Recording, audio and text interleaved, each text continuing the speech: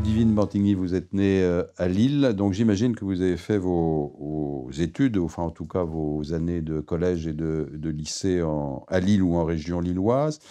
Mais première question, quel était votre milieu familial lorsque vous entamez votre scolarité et comment ça s'est passé pour vous ces premières années? Oui, je vivais en effet dans la banlieue de Lille et mes parents étaient postiers tous les deux, donc je viens plutôt d'un milieu populaire où la question des études, de poursuivre ses études, etc., se posait pas véritablement. Mon père était facteur et ma mère était employée des chèques postaux.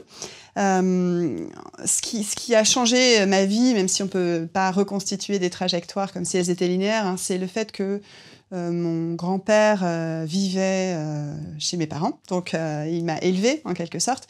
Et du coup, il a pris beaucoup de temps, c'est l'art d'être grand-père, voilà, il a pris beaucoup de temps pour m'apprendre à lire avant même de rentrer à l'école, etc. On faisait des petites pièces de théâtre, des petites scénettes, etc. Enfin, du théâtre qu'on inventait, hein. Je me souviens qu'on avait imaginé une petite scène où il était président du conseil, un peu comme sous la Troisième ou la Quatrième République. Et moi, j'étais sa femme. Bon, d'un point de vue psychanalytique, c'est peut-être un peu compliqué, mais voilà. Donc, c'est vrai que mon grand-père, qui lui-même était crieur de journaux, il vendait des journaux à la criée, m'a beaucoup aidé du coup, à entrer dans la vie avec de la lecture, en fait. Voilà. Et c'est ce qui m'a permis petit à petit de me passionner voilà, pour l'histoire aussi. Disons que, bon, c'est vrai que c'est difficile de parler de soi, mais sans être trop impudique, il y a une expression qui me vient beaucoup, c'est la vie des morts. Voilà, la vie des morts. C'est-à-dire que je pense aussi en raison de la mort même de mon grand-père quand j'avais 8 ans et demi. Forcément, c'est un deuil qui est puissant et donc auquel il faut faire face quand on est enfant, par rapport à quelqu'un qui a été tellement, tellement proche et qui a tellement compté. Donc j'étais un peu fascinée par les cimetières, par les églises, avec les tombes dans les églises, etc. J'étais fascinée par un petit cimetière pas très loin de chez moi, à la frontière belge, où on voyait, il y avait une espèce de cahute avec des photographies de soldats de la Première Guerre mondiale, qui étaient à la fois très jeunes et qui semblaient déjà vieux. Enfin, il y avait une espèce de contraste. Ils avaient 20 ans pour la plupart et ils étaient morts pendant la Première Guerre mondiale. Et ça me fascinait complètement. Quand j'étais petite, à chaque fois qu'on allait dans ce cimetière, sur les tombes familiales, j'allais les voir, en fait, en quelque sorte. Ces jeunes hommes vieux et morts pendant la guerre. Et du coup, je crois que c'est de là qu'est née mon envie de faire de l'histoire. Dans ce rapport aux morts, en fait. Après, évidemment, j'ai pu théoriser tout ça, à la fois grâce à la psychanalyse et puis surtout grâce à la philosophie de l'histoire, grâce à quelqu'un comme Walter Benjamin, qui dit qu'il faut faire de l'histoire aussi pour sauver les morts, pour faire s'entrechoquer le passé et le présent. Mais dans un premier temps, voilà, dans mon enfance, c'était plutôt ce rapport très sensible, j'allais dire presque existentiel, quoi, à l'histoire des morts vivants, des spectres, comme si voilà, il y avait une hantise. Ça, j'en suis un peu persuadée, non pas que je crois aux fantômes, mais en tout cas symboliquement. J'ai été très marquée par un texte de Derrida qui s'appelle Spectre de Marx, où il insiste beaucoup justement sur cette dimension spectrale, au sens où voilà, les morts sont présents et la question c'est comment leur faire place sans qu'ils pèsent sur nos existences, sans qu'ils soient un fardeau. Mais bon, ça a été beaucoup théorisé en histoire ou en philosophie de l'histoire par quelqu'un comme Paul Ricoeur, par Michel de Certeau, l'idée que l'histoire est un tombeau pour les morts. Et bon, tout ça m'est venu bien après, ces lectures, quand j'avais plutôt 20 ans ou 25 ans. Mais ça m'a permis de relire finalement mon enfance et mon adolescence et cette passion que j'avais pour l'histoire. Des moments comme ça qui sont comme des irruptions de fascination. Bon, j'avais vu Amadeus de Miloš Forman et la mort de Mozart, la fosse commune, le salpêtre qu'on répand sur son cadavre dans un cimetière de Vienne. C'est une image comme ça quand on en a tous et toutes dans nos existences et tout à coup quelque chose bascule et on se dit voilà, ce rapport à l'histoire en l'occurrence, c'est quelque chose qui m'attire vraiment. J'ai une passion pour Mozart alors qu'on n'écoutait pas du tout de musique classique chez moi, mais en raison du film et en raison même du tragique de la mort de Mozart. Alors, comment ça se passe après les années de lycée? vous entrez au lycée à Lille ou... Alors j'ai fait mes années de lycée dans une ville de la banlieue de Lille qui s'appelle Lambersart. Et là, j'ai rencontré une amie, j'ai fait la connaissance d'une personne qui est devenue une amie chère, dont le père était professeur d'histoire en classe préparatoire à Lille. Et lui m'a dit, mais il faut que tu partes en fait, il faut que tu ailles à Paris, il faut que tu fasses une classe préparatoire dans un grand lycée parisien. Et alors, bon, pour moi, j'avais jamais entendu parler de tout ça. Il me parlait de mots qui me paraissaient absolument étranges, hippocagne et cagne, c'est-à-dire voilà, les années de classe préparatoire littéraire. Et bon, j'ai tenté ma chance, j'ai envoyé un dossier et j'ai eu la chance d'être prise au lycée Henri IV.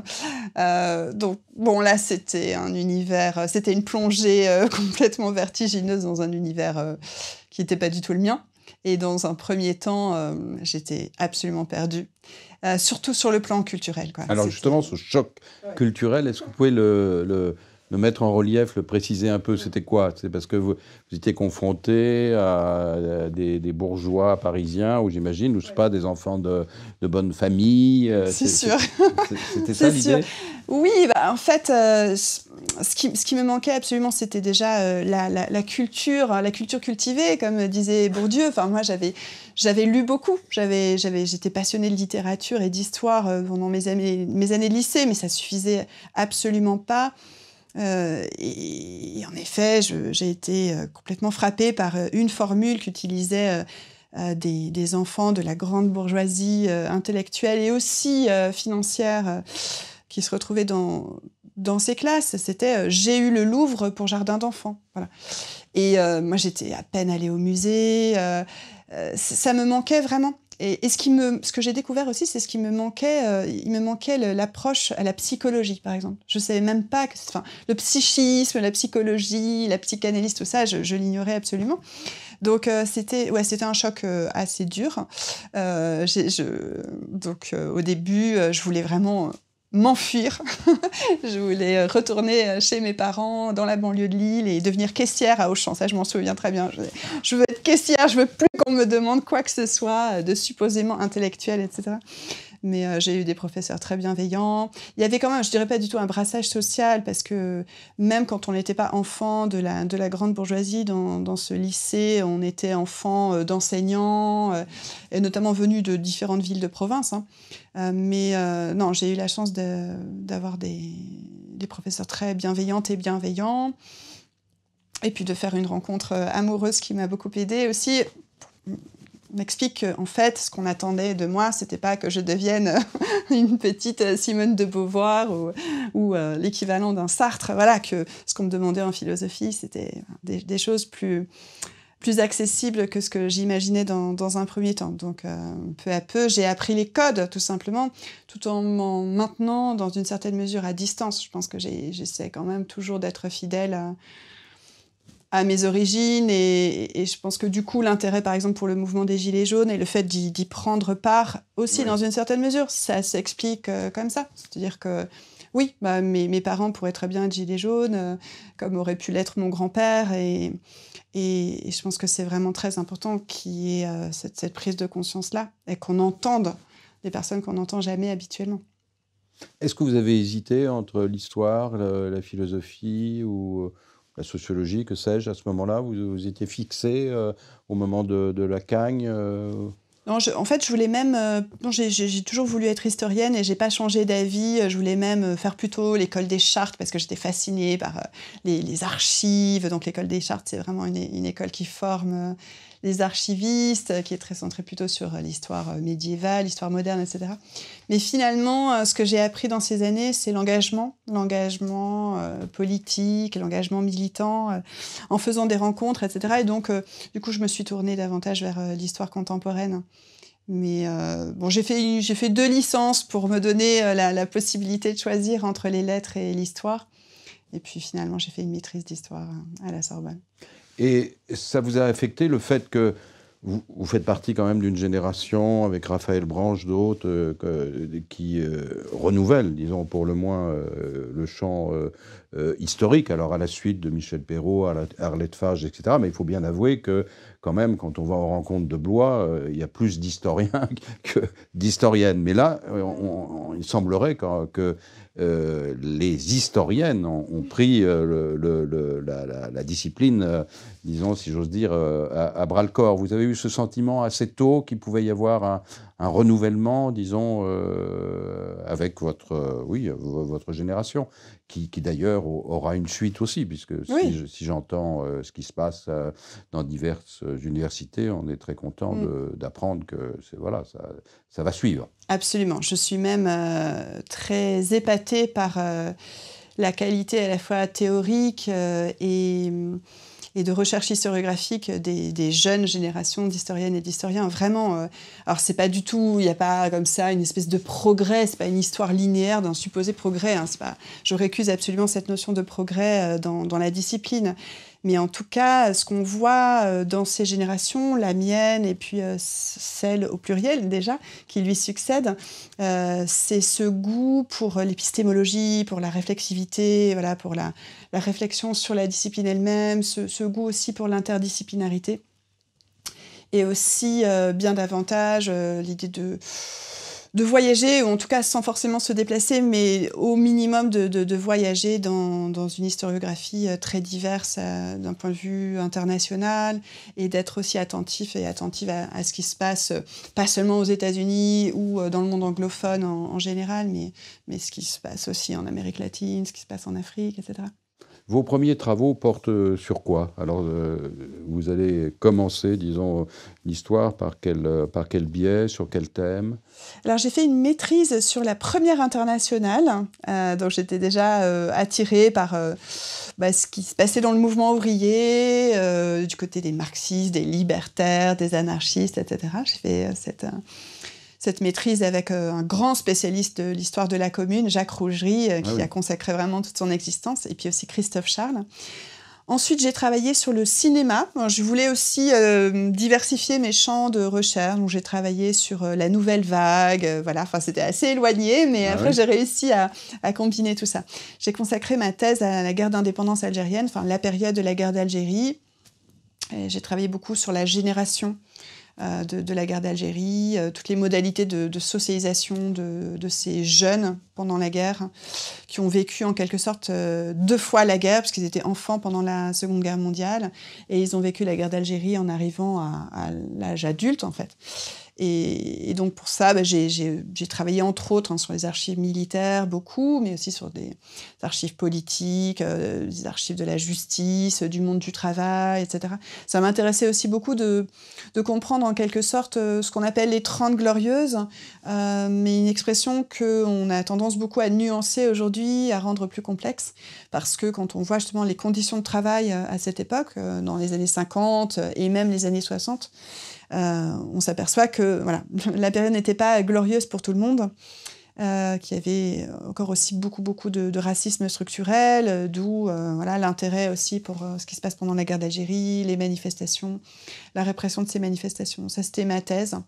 Et après la thèse, j'ai continué à travailler sur les engagements générationnels, les socialisations politiques et l'histoire du monde du travail. Et du coup, j'ai soutenu ce qu'on appelle une habilitation à diriger des recherches sur 1968. Voilà. C'est comme ça que ça aboutit au livre. Oui. D'accord. Et en tout cas, je constate, disons, une sorte de permanence chez vous. Vous êtes très sensible, disons, aux différences, aux différents niveaux sociaux et aux différences d'accès, disons, à la culture dans le monde social lui-même. C'est quelque chose qui traverse un peu c'est un centre d'intérêt profond chez vous, qui est peut-être lié justement avec l'idée que vous défendiez tout à l'heure, à savoir vous gardez une certaine fidélité à vos origines sociales. Oui, il y a 2 auteurs qui m'importent beaucoup. Enfin, il y en aurait bien d'autres à citer, mais en l'occurrence, en écho à votre question, c'est d'une part Pierre Bourdieu et de l'autre Annie Ernaux. Bourdieu, je me souviens que quand j'avais 18 ans et que justement j'arrivais à Henri IV et que une des premières choses qu'on nous a dites en philosophie, c'est un cours de philo, c'est je vais vous donner, disait le professeur de philo, l'adresse du bureau d'aide psychologique universitaire. Le bureau d'aide psychologique universitaire, parce que voilà, tout le monde sait que la prépa, c'est assez rude, quelles que soient les origines sociales, mais alors a fortiori quand on a l'impression d'être complètement décalé et pas du tout à sa place et pas du tout légitime. Donc je suis allée voir une psychologue du bureau d'aide psychologique universitaire, et elle me dit « Ah oui, monsieur, voilà, c'est normal que vous éprouviez ça, vous n'êtes pas du bon milieu. » Et du coup, en fait, j'ai découvert Bourdieu, j'ai découvert les héritiers, j'ai découvert voilà, ce qu'il décrit dans les héritiers, c'est-à-dire celles et ceux qui héritent d'un capital culturel, pas seulement économique, mais d'abord d'un capital culturel. Il les décrit comme des gens brillants. Voilà, le brillant. Alors, c'est pas forcément très positif chez lui, le brillant, mais c'est ce côté... En fait, on est tellement sûr de soi que même quand on ne maîtrise pas le sujet, on peut donner le change. Et c'est ça qui me manquait absolument, parce que donc on intériorise tellement le complexe d'infériorité. Mais c'était incroyable, je ne comprenais pas encore tout du tout de Bourdieu, et je ne prétends pas le comprendre dans les moindres méandres et détails aujourd'hui, mais en lisant aussi la distinction critique sociale du jugement, il décrit en fait les dispositions que des corps, la manière de rire, etc., selon les milieux sociaux. Parler fort dans les milieux populaires, manger à pleine bouche, en ouvrant grand la bouche, etc. Autant de petits détails du quotidien qui sont aussi le fruit de déterminismes sociaux, même si Bourdieu est subtil, hein, il ne dit pas qu'on est complètement déterminé, il y a des marges de manœuvre et des marges de liberté. Mais ça m'a beaucoup marqué, et très tôt, voilà, de lire Sous la plume de Bourdieu, justement, ces contrastes incroyables. Et puis, il y a évidemment toute l'œuvre d'Annie Ernaux, comme transfuge de classe. C'est-à-dire comment elle passe d'un milieu à l'autre, avec cette souffrance aussi que ça représente, souffrance justement à la fois la volonté de rester fidèle à ses parents et en même temps le fossé qui se creuse entre sa famille et le milieu qu'elle fréquente à partir du moment où elle commence ses études à Paris, le fait de parfois avoir honte de ses parents tout en refusant absolument ce sentiment, le fait que ses parents eux-mêmes ne comprennent pas pourquoi elle fait des études et ils doivent s'en justifier auprès des autres. Voilà, et bon, c'est magnifique Sous la plume d'Annie Ernaux, et en plus j'ai la chance aujourd'hui d'être en contact régulièrement avec elle parce qu'elle a des engagements que j'admire, et c'est assez fascinant pour moi. Voilà, c'est finalement aujourd'hui de rencontrer cette femme que j'admire tellement pour ce qu'elle écrit et pour la sensibilité de son expérience sociale. Alors, expérience sociale qui est devenue presque un sujet d'étude. Chantal Jacquet écrit sur les transfuges de classe, justement. Transfuges de classe. Bien sûr. Donc Didier Ribon, Annie Ernaux. Retour à Reims. Oui, chez Didier Ribon, c'est vraiment... c'est très fort parce que ça reste très bienveillant. Ce qu'il décrit avec beaucoup de tact, beaucoup de subtilité, même si ce qu'il analyse est très âpre. Hein, justement, une certaine forme d'homophobie, mais bon, elle est répandue, hein, elle n'est pas spécifique à certains milieux ouvriers ou populaires, mais c'est ce qu'il décrit pour la famille, sa propre famille, la question du vote Front National, Rassemblement National, etc. Donc autant de questions qui se posent de manière structurelle, et c'est vrai que ces livres-là sont... À partir du moment où, justement, il y a un regard d'explication sociologique et donc pas de condamnation des prises de position, mais une volonté de comprendre et d'avoir prise, c'est très beau, c'est très important. Après votre livre sur 68, qui vous a demandé beaucoup de travail, tant sur le plan des archives que la mise en forme, la construction, c'est un livre très très riche. Alors vous vous orientez vers quoi, et vous êtes en train de travailler sur quoi maintenant ? Bon, il y a eu les Champs-Élysées, mais maintenant je m'intéresse surtout à la Commune de Paris, dont on va célébrer le 150e anniversaire. Mais ce qui m'importe surtout, parce que l'historiographie sur la Commune est très très riche, hein, je ne prétends pas apporter beaucoup de neuf à ce sujet, mais ce qui m'importe, c'est plutôt la généalogie de la Commune et comment la Commune, la question du commun, des biens communs, ce sont des questions qui sont très vivantes aujourd'hui, en fait. Voilà, ce qui m'intéresse, c'est la commune vivante. Donc, ce que je vais essayer de faire dans un prochain livre, c'est d'instaurer une espèce de dialogue des morts, justement. Finalement, de dialogue avec les morts. On évoquait tout à l'heure la vie des morts. en fait des correspondances fictives avec d'anciennes communeuses, parce qu'on parle plutôt des communeux et des communeuses plutôt que des communards quand on participe à la commune. Les communards, c'est plutôt disqualifiant. Donc, je lis énormément Louise Michel, les romans de Louise Michel, la correspondance, les poèmes, etc. Mais bien d'autres. Correspondance de Louise Michel qui est très importante. Ah, c'est un tome incroyable. Mais comme ces romans, qui sont beaucoup moins connus, mais les 3 romans, c'est vraiment un gros volume. Et c'est complètement incroyable comme écriture. D'ailleurs, elle mêle des registres de langues absolument divers, etc. Et donc, par le biais de correspondances fictives, faire les liens entre passé et présent, les espérances de la Commune de Paris et celles qui se dessinent aujourd'hui, avec, encore une fois, des manières de sillonner dans le temps, dans ces espoirs politiques-là.